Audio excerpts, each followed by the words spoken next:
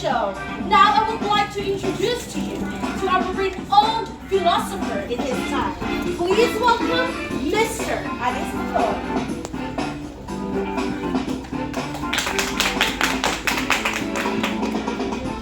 Good afternoon, sir. Good afternoon, Angelica, and it's been a pleasure to be here. And as you said, good morning, good afternoon, by the way. Please take your seat. Thank you. So how's your day, sir? You know, Angelica, my day revolves around seeking wisdom and knowledge and engaging into a meaningful conversations, just like what we're doing right now. And I just want to tell you something. As long as God wakes me up, I feel like I can handle anything. And that's my mantra. Okay, so sir, we are going to give you questions because our audience here, our viewers, wanted to know about your wisdom and your knowledge and your philosophies. So now I would like to ask you the question that you believe that all beings seek their perfection. So can you give us an elaboration to this? You know, the idea or concept about all beings seek their perfection is rooted in a concept of purpose. It's like, what is your purpose? Think about a tree. What's the purpose of a tree?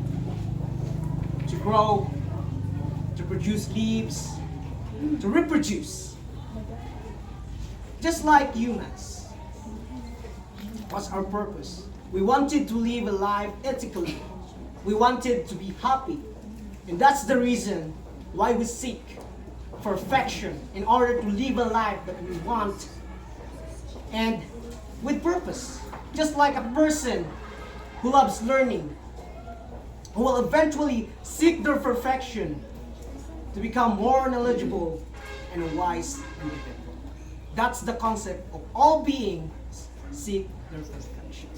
Oh yes, because I myself, I also seeking of perfection because a lot of people nowadays wanted to have their perfect life.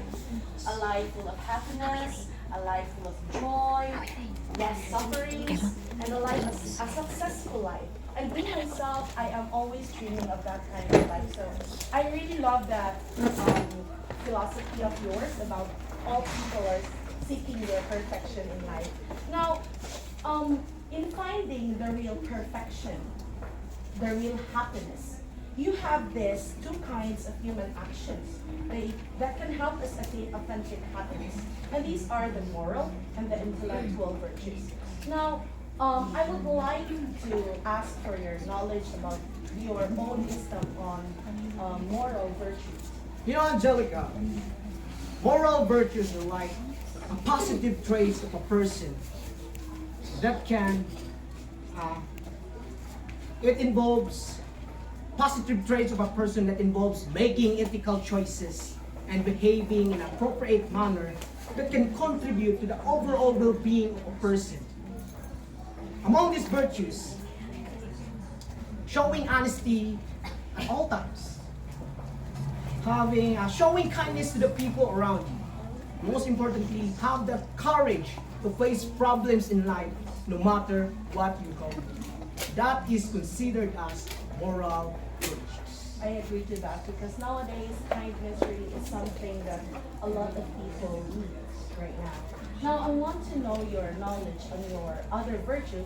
It is the intellectual virtue. Intellectual virtues, Angelica, is like good habits of our mind that can elevate our way of thinking and understanding of the things around us. Among these virtues includes knowledge, wisdom, and by cultivating these virtues, we can attain wisdom. That wisdom can eventually help us to make smart decisions in our lives that can eventually also lead us to a better life. That's the concept of intellectual. So thank you for Accurately. that. Now, as I was reading your philosophy, I'm barefoot I right now. have met this word eudaimonia, and I wanted to know what is the meaning of that word itself. You know, the concept of eudaimonia is about living in a good life. It's like how you live a good life. It involves living in a virtuous life, engaging in meaningful conversation, meaningful relationship with the people around you, and also contributing positivity within our society.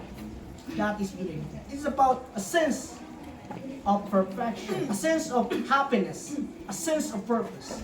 But the real question here is how do you live a good life? Well, you can answer that question. It's your own. Because all your actions, all your all your decisions today will have a big impact for your future. That's why, as early as now, you need to be smart, and you need to be wise, choosing and making your decisions. That is eudaimonia. Okay, thank you, sir. Now, there is another term that catches my attention. It is your golden mean. So, what does it mean by that? You know, the golden means is a concept about moderation. It's about finding the right balance between what is too much and what is too little in our actions and in our feelings. Think about generosity. Excessive giving can lead us to self-neglect to the point that there's nothing left on us because we're always giving. On the other hand, insufficient or lack of generosity can lead us to selfishness. The golden mean here is to give a right amount and balance. Not too much, not too little, just right. That's the concept about golden mean. Now, living a balanced life really is something that I wanted to have.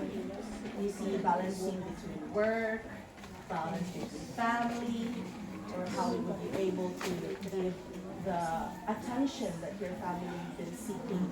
And now, I want you to give your advice to our viewers because they would love to know your wisdom, your knowledge, and how are you going to advise them to achieve or to attain the real happiness that they have been wanting. You know, to achieve real happiness in life, you must focus on being virtuous in your actions.